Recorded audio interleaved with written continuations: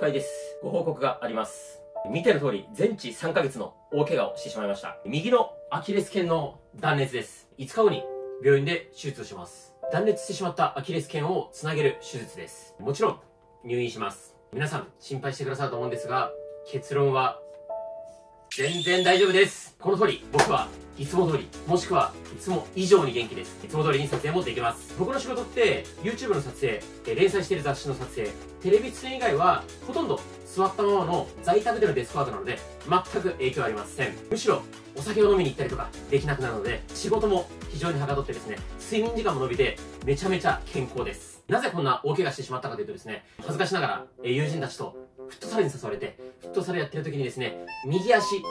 ぐっと踏ん張った瞬間にアキレス腱断裂してしまいました。レントゲン取ったりですね、整形外科の先生に触診していただいた結果、もう完全に断裂まではいかずにちょびっとだけくっついてるらしいんですが、かなりの激痛でした。アキレス腱断裂した瞬間はですね、誰かに思いっきりこのふくらはぎ、アキレス腱あたりをバーンと蹴られたか、何かにバーンとぶつかったような衝撃でした。僕は誰かに蹴られたか、ぶつかったかだったので、バッてその瞬間、周りをこうやって見渡したんですが、誰もいないし、足元に何も置いてないと。で、周りの人に、誰か今当たりませんでしたって言ったら、いや、誰も当たってないと。むしろ周りの人はですね、あれなんか深井、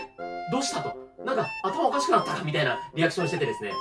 すごく恥ずかしかったです。そんな僕のリアクションを見た周りの方々は、すごい困ってました。深井どうしたと。そしてやっぱり僕自身、まだ太ってますし、体も硬い。運動不足だっていう自覚はありますので、やっぱりそういうことがこのアキレス腱断裂に繋がったんですかってお医者さんに聞いたらですね、一切全く関係ないと。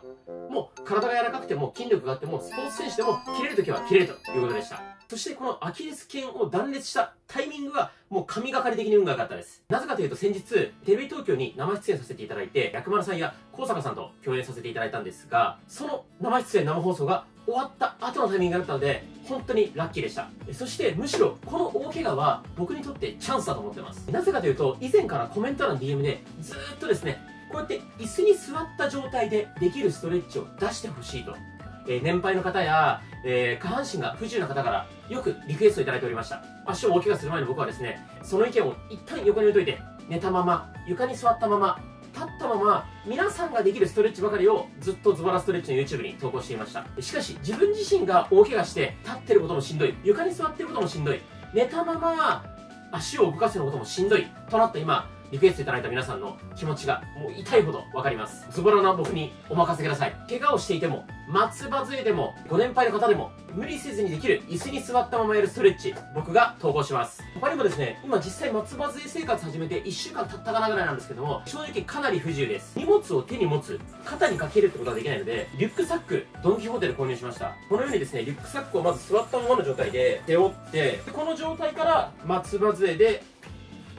立ち上がって歩くということを普段しています。もう他にもですね、松葉杖生活になって困ったことたくさんあります。例えばですね、松葉杖毎日使ってるんで、僕ずっとこの僧帽筋の上、ここと肩甲骨と肩甲骨の間、もう毎日筋肉痛なんですね。